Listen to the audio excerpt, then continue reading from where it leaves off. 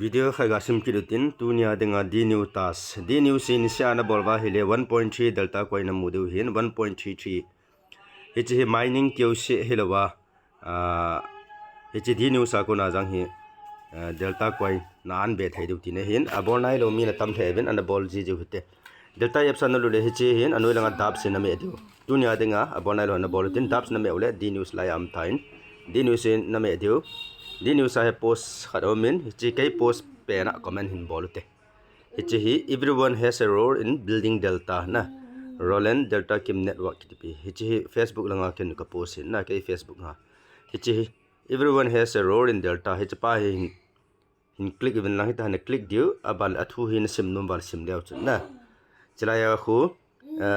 mizo se hin delta adanga panna nei chen na ipham tila ma se pena chu mining na bola hai jong delta denga chu panna nei tina hin na ani na chu mi invite na bola hai na recommended other sati chu recommend other sati chu invite hin ta thum na chu validator ti chu I mean delta registration bol phal le verification bol denga hichilanga verified bola hona pan thain chu process chom hetan na abale USDT dual mining ang na bola hai le hi jang chu delta project nga denga panna na nei tin hina dual mining chen he chule na h video ki ve kho HR revenue khu 60% ho ho khunaum hin 40% project nga denga ki thopi na hina abar raise ICP fear he chong ne helo dum ke point delta fc ICP fear akona hi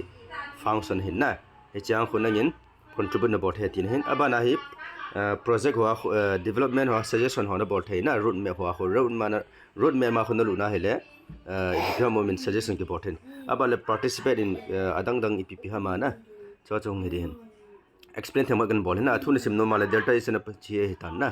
abale comment hi ichilai plus pa he nan me comment na bor phat leo 1.33 delta coin na mudhu na la ya he athu sim chai le pi ham feedback pi ben na la ya he ji ben comment bol ben la submit bol to 1.33 delta coin na modu ti na hi adi ter sa na sim nom le open the resource na me de na open the resource hin khat ben tha me ki che na chin adi ter sa na sim nom ma le data is not for developers or expert everyone can contribute to the growth of the ecosystem na apana hi mizo se hin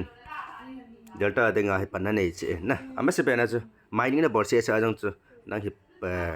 delta denga chu delta project nga denga hi panna la ti na hin na abana chu mi invite na bola hele chu community na su khang ti na hin na abana validator ka sei tho chu he tan na cho si si hin ai chi hin na e chi kai Facebook page sa ka post pa chu tai e chi chu hin aban le delta coin ho chu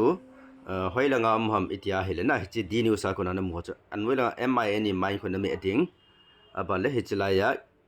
user kiti anwela user kiti no ya mai robot pa he hi achunglanga ho helode user no ya mai robot hena me ale chilaya hin om so ke na pending ho min 1.33 credit ho min na abale chilaya adi ho min na tunia de nga yang kin claim ka bol o hetan na video hong jaw to hin date February date 19 na zan hedang claim ka bol date 16 ya ka bol hai mil na 14 yang ka bol hai mil dan he he chaw he na anoi langa tam ta om hen na he jong le cho alis na dol lo he tan na he cha ya bonus lisum so kya he na bol ni na bol lo ni na ki het thei na dinga na heading khat chu he chalaya hi sei sau kit leng comment na bor phale 1.33 delta coin credit achi lawa hi le chun na timing hi va na lai ti la na mining ke bot bang na 24 hours zo sa kho to mining hi 24 hours zo wa mining ke bot bang ha cha jang 24 hours zo si ta bang hin na he ja cha hi lawa hi le loot kit ven lang na te ka na chu ke comment na hai khat ve comment na bor chai sa wa hi na bor chai sa wa kho na ka bor wa le 1.3 delta coin ma credit lo de hin na ka ti dan chu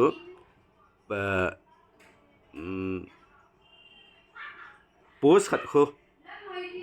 first ana post na ho 1.3 delta coin credit hin na avel velai ga bor phale chu ji talo hin iham ta ke post pe na hi 1.33 delta coin credit a hi lawa hela achoma na achunga ho boy kiti ama ai mi ma man ama posam khan ang comment ga bol leu chen na ai lo anoi la nga ho jang comment na bol the na